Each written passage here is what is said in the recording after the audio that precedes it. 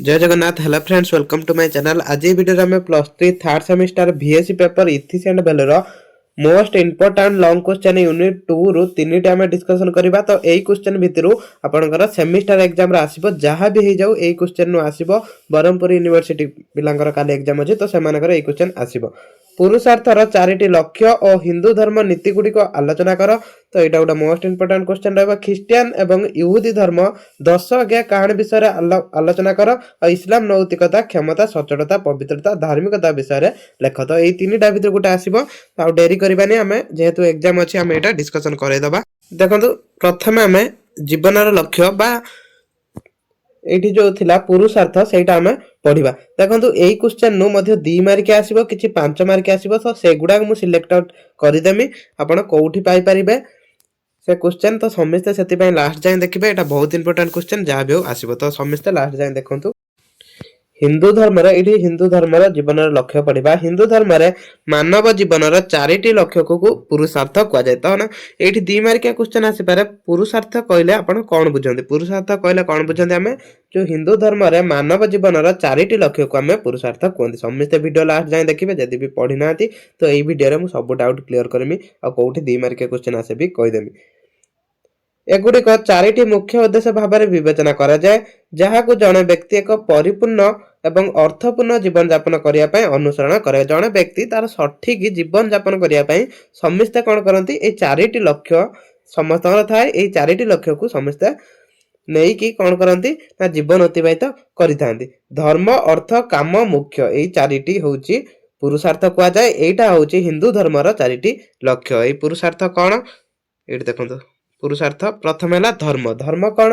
धर्म होची मूल नीति एवं जड़े व्यक्ति नैतिक कर्तव्य एवं धार्मिक आचरण को बुझाए। धर्म कहना आम कौन बुझंती ना गोटे नैतिक कर्तव्य को आम बुझंती। नैतिक कर्तव्य माने कौन? धर जो संस्कृति को लेकिन गढ़ई सेटा होची हमर नैतिक कर्तव्य। आम कौन आमर जेतल जेकोसी धर गोटे पूजा होची आम उपास करचंती, सेटा कौन? सेटा होची आम कौन आम नैतिक कर्तव्य पालन करचंती। सेटा होची हमर नैतिक कर्तव्य। एटा कौन आम जदि उपास न करबा तो हमहु केही सेठी बाध्य करि परिबेनी कि उपास कर। आम किंतु कौन उपास करूचंती, जेहेतु हमर सेटा मौलिक कर्तव्य, हमर परंपरा, आम सेटा पालन करूचंती।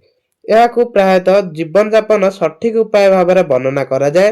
निज परिवार एवं समाज प्रति निजर दायित्व अंतर्भुक्त करिबा। निजर धर्म पालन करिबा अर्थ सचोटता, करुणा, उद्देश्य भावना सहित कार्य करिबा। निजर समस्ते कौन करती ना देखिबे किछि कथार कौन कहते लोक तते धर्म सहिब निमित्त कर। सेति कौन आम सचोटता रखिबा, करुणा करिबा माने अन्य मानकु दया देखैबा, ताक भावना को बुझिबा। सेटा होचे सेटा पालन जो आम करती आम सचोटता, करुणा, सेटा को आम धर्म कहबा। यह नैतिक ढांचा प्रदान करे, जहाँ मध्य अन्य 3टी लक्ष्य हासिल करा जाई परिबो। ये धर्म माध्यम रे कौन करिया आमे एई जो 3टी आउ 3टी लक्ष्य रहउची, टोटल 4टी लक्ष्य रहउची। 4टी लक्ष्य रु आमे आउ 3टी धर्म माध्यम रे आमे कौन करिबा हासिल करि परिबा, जदि आमे धर्म को सठिक भाव में आम नैतिक कर्तव्य को आमे पालन करूचंती। तापरे अर्थ कौन? अर्थ होची भौतिक संप्रति, समृद्धि एवं सफल अनुसंधान। अर्थ बिना किछि हबनी, तेणु अर्थ कौन ना भौगोलिक संप्रति, समृद्धि और सफलता अनुसंधान। एथिरे जीविका अर्जन करिबा, संबल हासिल करिबा एवं वृत्तिगत लक्ष्य हासिल करबा अंतर्भुक्त। एठी कोन आमे जेतळे पढुचंती कॉलेज रे आमे कोनोसी गुटे लक्ष्य नै पढुचंती, से वृत्तिगत क्षेत्र रे गुटे लक्ष्य नउचंती। किए धर इंजीनियर हबो, किए बिजनेसमैन हबो, तो सेटा कोन? सेटा होची आमे जीविका अर्जन पय आमे किछि अर्थ उपार्जन करिबा, न आमे समाज दृष्टि रहि पारिबानी। तेणु आमे कौन करिबा ना जीविका अर्जन करिया पय, संबल हासिल करिबा एवं वृत्तिगत लक्ष्य हासिल करिया पय एई सब अंतर्भुक्त। सेटा कुआ जाय अर्थ। सेटा मध्य मनुष्यर गुटे लक्ष्य थाए। एटा आमे जेमिति किछि गुटे लक्ष्य रखुचंती कि आमे धर किए इंजीनियरिंग हबो, तो सेइ बडा किछि समस्तकर लक्ष्य लेकी समस्ते कौन करंती ना अग्रसर होइतांती, पढितांती। सेटा होची अर्थ। तापरे काम देखो सबू भल भाव में समस्ते कौन करंतु वीडियो को देखंतु, जहाँ द्वारा आ कौन से डाउट रहबनी। जदि आगुर भी पढ़ी ना आराम से जाके एग्जाम रो भल करि पाए। तो एठी 2 मार्किया क्वेश्चन कोड आसीबो, मु डिस्कशन करै दोछि, तापर मु कहि देमी एठी कोउडा 2 मार्क आसीबो। काम कौन? काम आनंद, इच्छा एवं भावप्रवण परिपूर्णता अनुसंधान रे प्रतिनिधित्व करे। एथिरे सौंदर्यपूर्ण उपभोग, प्रेम, इंद्रियगत परितृप्ति अंतर्भुक्त।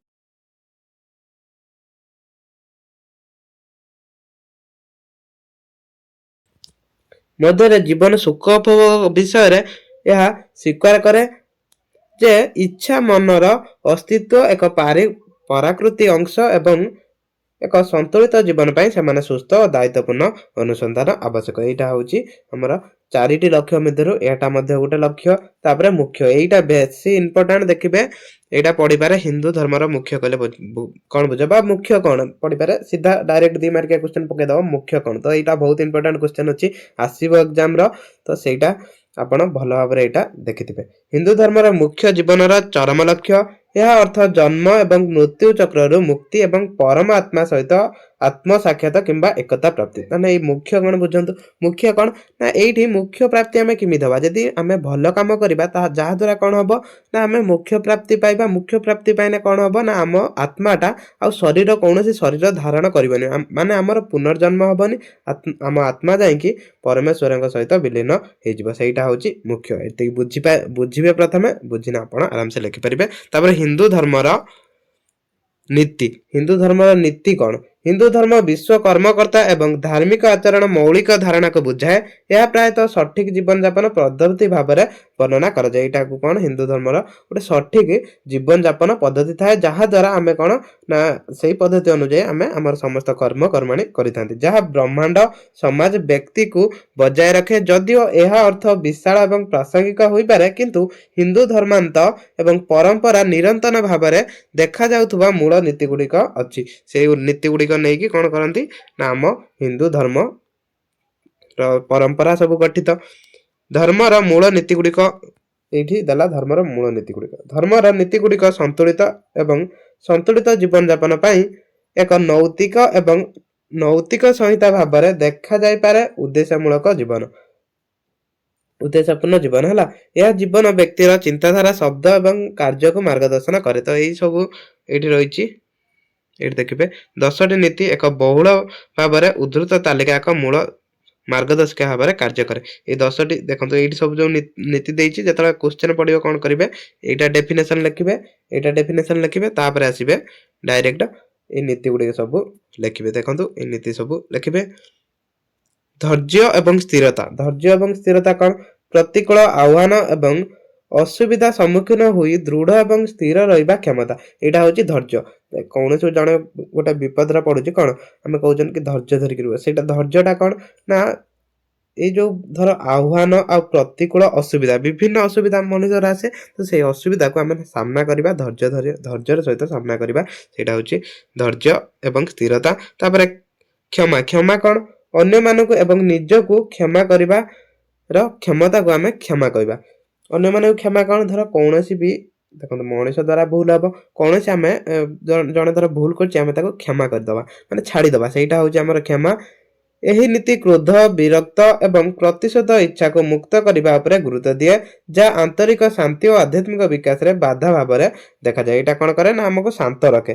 ଆମେ ଯଦି କାହାକୁ କ୍ଷମା କରିବା, ଧର କୌଣସି କାର୍ଯ୍ୟ ପାଇଁ ଆମେ ରାଗିଯିବା, ତ ରାଗିଗଲେ କଣ କରିବା, ତାକୁ ଧର ଜଣେ ଭୁଲ କାମ କଲା, ତାପରେ ରାଗିକି ଆମେ କଣ ଧର ତାକୁ ମାରିବା କି ବାଡେଇବା, ତ ସେଇଟା ଯାହା ଦ୍ୱାରା କଣ ହବ, ଆମେ ଶାନ୍ତି ପାଇବାନି। ଆମେ ସିନା ଜଣକୁ ମାରିବା, ତେଣୁ ଆମେ ବି ଶାନ୍ତି ପାଇବାନି, ଆମେ ବିରକ୍ତି ହବା, କ୍ରୋଧିତ ହବା। ତ ଏଇଟା ଯଦି କ୍ଷମା କରିଦଉଛନ୍ତି, ତାହେଲେ ସେଇଠି କଣ ଆମେ ଶାନ୍ତି ଆଉ ଆଧ୍ୟାତ୍ମିକରେ ଆମର ବିକାଶ ହବ।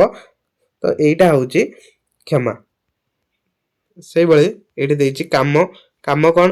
ଆନନ୍ଦ ଏବଂ ଇଚ୍ଛାର ଅନୁସନ୍ଧାନ। କାମ ହେଉଛି ଆନନ୍ଦ, ଇଚ୍ଛା ଏବଂ ଭାବପ୍ରବଣ ପରିପୂର୍ଣ୍ଣତା ଅନୁସନ୍ଧାନ। ଏହା ଏକ ବ୍ୟାପକ ଧାରଣା ଯାହା କେବଳ ଶାରୀରିକ ପରିତୃପ୍ତି ଠାରୁ ଅଧିକ ଏବଂ ଏଥିରେ ଅନ୍ତର୍ଭୁକ୍ତ। ଏଇଟା କାମ ତ ଆପଣ ଜାଣିଛନ୍ତି। ତାପରେ ସୌନ୍ଦର୍ଯ୍ୟ ଉପଭୋଗ, ଏଇ ସବୁ ହଉଛି ଗୋଟେ ନୀତି। ତ ପଢନ୍ତୁ ଏକୁ। ଏଇଠି ଟିକେ ଭିଡ଼ିଓ ପଜ୍ କରିକି ପଢି ଦିଅନ୍ତୁ। ଦେଖନ୍ତୁ କ୍ୱାଲିଟି ଟିକେ କମ୍ ଆସିଥିବ, ତ କ୍ୱାଲିଟି ବଢେଇକି ଦେଖନ୍ତୁ, ଭିଡ଼ିଓକୁ କ୍ୱାଲିଟି ବଢେଇକି ଦେଖନ୍ତୁ। ତ ୟା ଦେହରୁ 2 ମାର୍କିଆ କ୍ୱେଶ୍ଚନ କଣ ହେଇପାରିବ? ମୁଖ୍ୟ କାହାକୁ କୁହାଯାଏ ଆଉ ପୁରୁଷାର୍ଥ କାହାକୁ କୁହାଯାଏ? ବେଶୀ ଇମ୍ପୋର୍ଟାଣ୍ଟ କ୍ୱେଶ୍ଚନ। ପୁରୁଷାର୍ଥ କହିଲେ କଣ ବୁଝ, କିମ୍ବା ମୁଖ୍ୟ କହିଲେ କଣ ବୁଝ, ଏଇଟା ଆସିପାରେ। ତାପରେ ନେକ୍ସଟ କ୍ୱେଶ୍ଚନକୁ ଯିବା। 10 ଆଜ୍ଞା ହେଲା। 10 ଆଜ୍ଞା ଥିଲା ଆମର ନେକ୍ସଟ କ୍ୱେଶ୍ଚନ। ଖ୍ରୀଷ୍ଟ ଧର୍ମ ଏବଂ ଇହୁଦୀ ଧର୍ମର ପରମ୍ପରା। ଇହୁଦୀ ଲେଖା ହେଇଛି, ଇହୁଦୀ ବି କୁହାଯାଏ। 10 ଆଦେଶ, ଯାହାକୁ ଡେକାଲୋଗ ମଧ୍ୟ କୁହାଯାଏ, ଏହା ନୈତିକ ନିୟମ ଏକ ସେଟ୍ ବା ସମାହାର, ଯାହା ଇହୁଦୀ ଏବଂ ଖ୍ରୀଷ୍ଟିଆନ ଉଭୟରେ ଏକ କେନ୍ଦ୍ରୀୟ ଭୂମିକା ଗ୍ରହଣ କରେ।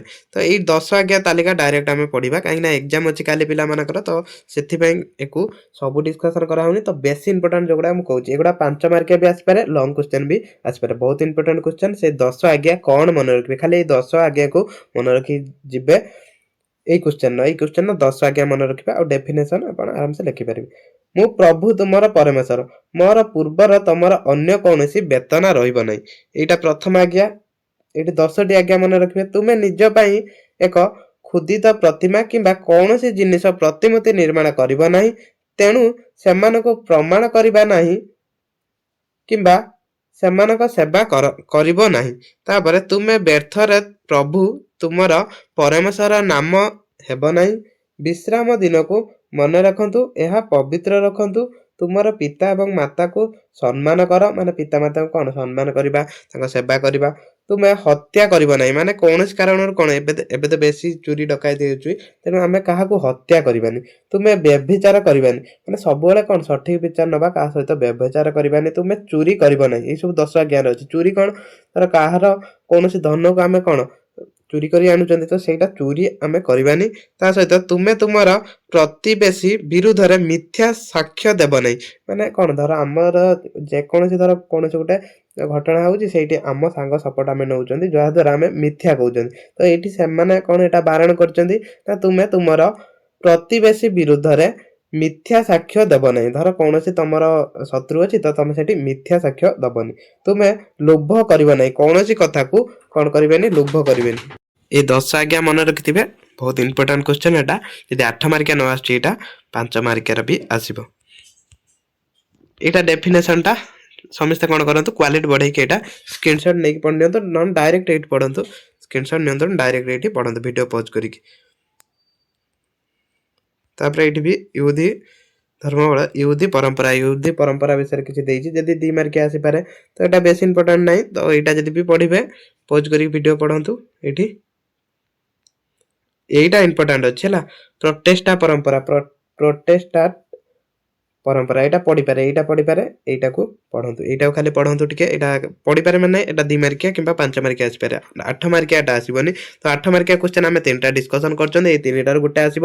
ଇସଲାମୀୟ ନୈତିକତା କ'ଣ? ନ୍ୟାୟ, ମଙ୍ଗଳ, ଦୟା। ଦେଖନ୍ତୁ, କ୍ଷମତା, ସଚ୍ଚୋଟତା, ପବିତ୍ରତା, ଧାର୍ମିକତା। ଏଇଟା ଆମର କ୍ୱେଶ୍ଚନ୍ ଥିଲା ହେଲା। କ୍ଷମତା, ସଚ୍ଚୋଟତା, ପବିତ୍ରତା, ଧାର୍ମିକତା। ଇସଲାମ ନୀତିଶାସ୍ତ୍ର ନ୍ୟାୟ, ମଙ୍ଗଳ, ଏବଂ ଦୟା ଉପରେ ଧ୍ୟାନ ଦେଇ ଇସଲାମିକ ନୀତିଶାସ୍ତ୍ର ଏକ ସରଚିତ ବ୍ୟାଖ୍ୟା ଏଠାରେ ଦିଆଗଲା। ତ ଏଇଠି ତାହା ବିଷୟରେ ବ୍ୟାଖ୍ୟା କରାଗଲା। ଇସଲାମିକ ନୀତିଶାସ୍ତ୍ରର କାନୁନ, ହଦିସ୍ ଏବଂ ବ୍ୟାପକ ଇସଲାମିକ ପରମ୍ପରାରୁ ପ୍ରାପ୍ତ ନୈତିକ ନୀତି ଓ ମୂଲ୍ୟବୋଧକୁ ବୁଝାଏ। ଏହା ଏକ ଧାର୍ମିକ ଚରିତ୍ର ବିକାଶ, ସାମାଜିକ ସମନ୍ୱୟ, ଆଲ୍ଲାହଙ୍କ ପ୍ରତି ଆଜ୍ଞା ପାଳନ ଉପରେ ଗୁରୁତ୍ୱ ଆରୋପ କରେ। ତ ଏଇଟା ବହୁତ ଇମ୍ପୋର୍ଟାଣ୍ଟ କ୍ୱେଶ୍ଚନ୍ ଅଛି, କେହି ସ୍କିପ୍ କରନ୍ତୁନି। ଏଇ କ୍ୱେଶ୍ଚନ୍ଟା ବହୁତ ଇମ୍ପୋର୍ଟାଣ୍ଟ ରହିବ। ଏକ୍ଜାମର ପ୍ରାୟତଃ ଏଇ କ୍ୱେଶ୍ଚନ୍ଟା ଆସିପାରେ। 90% ଚାନ୍ସ ଅଛି ଏଇ କ୍ୱେଶ୍ଚନ୍ ଆସିବ। ତ ସମସ୍ତେ କ'ଣ କରନ୍ତୁ, ଏଇଟାକୁ ଭଲ ଭାବରେ ଦେଖନ୍ତୁ, ଭିଡ଼ିଓକୁ ଲାଷ୍ଟ ଯାଏଁ, କେହି ସ୍କିପ୍ କରନ୍ତୁନି, ଯାହାଦ୍ୱାରା ଆରାମସେ ଆପଣ ଏକ୍ଜାମ୍ରେ ଭଲ କରିପାରିବେ।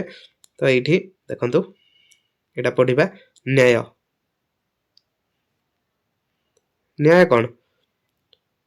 ଇସଲାମର ନ୍ୟାୟ ଅର୍ଥ ହେଉଛି ପକ୍ଷପାତ, ଅତ୍ୟାଚାର କିମ୍ବା ଭେଦଭାବ ବିନା ପ୍ରତ୍ୟେକକୁ ସେମାନଙ୍କ ପ୍ରାପ୍ୟ ଅଧିକାର ପ୍ରଦାନ କରିବା। ସମସ୍ତଙ୍କୁ କ'ଣ କରିବା, ନିଜର ଅଧିକାର ଦେବା, କୌଣସି ତା ଦେହରେ ପକ୍ଷପାତ କରିବାନି, କୌଣସି ଅତ୍ୟାଚାର କରିବାନି। ମାନେ କ'ଣ, ଧର କୌଣସି ବି କଥା ଗୋଟେ ହେଉଛି, ସମସ୍ତଙ୍କୁ ସମାନ ଭାବରେ ଦେଖିବା। ତ ସେଇଠି ଅତ୍ୟାଚାର କେହି ହେବେନି କି କେହି ପକ୍ଷପାତୀ ହେବେନି, ମାନେ ଅନ୍ତର ପାନ୍ତର କାହାକୁ କରାଯିବନି, ହେଲା। ତାପରେ କୋରାନର ଗୁରୁତ୍ୱାରୋପ, ମାନେ କୋରାନର ଆଇନ କାନୁନ ଅନୁସାରେ କ'ଣ କରାହବ, ନ୍ୟାୟ ଦିଆଯିବ। ପ୍ରକୃତରେ ଆଲ୍ଲାହ ଆପଣଙ୍କୁ ଆଦେଶ ଦିଅନ୍ତି ଯେ ଯାହା ସେମାନଙ୍କ ପ୍ରାପ୍ୟ ସେମାନଙ୍କୁ ଅବସ୍ଥା ପ୍ରଦାନ କର ଏବଂ ଯେତେବେଳେ ତୁମେ ଲୋକମାନଙ୍କ ମଧ୍ୟରେ ବିଚାର କର, ନ୍ୟାୟ ସହିତ ବିଚାର କର। ସମସ୍ତଙ୍କୁ କ'ଣ କରିବା ନା, ନ୍ୟାୟ ଦେବା। ତ ସେଇଟା ତାଙ୍କର ନ୍ୟାୟ ବ୍ୟବସ୍ଥା ଥିଲା। ତାପରେ ଏଠି ଦେଖନ୍ତୁ, ଭଲ ପଣିଆ।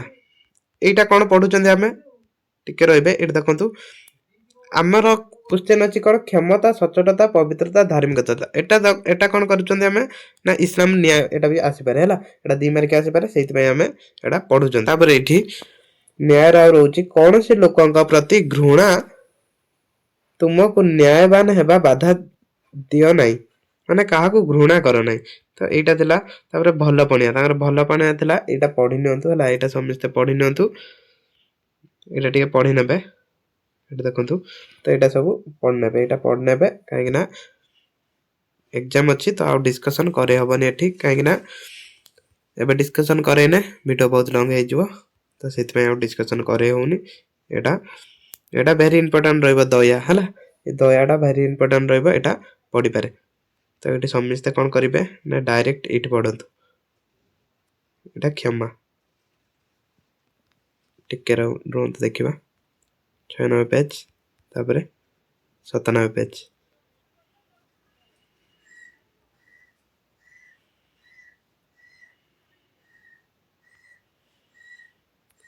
तो एटा कोन करंतु आपण एटा पढि नियंतु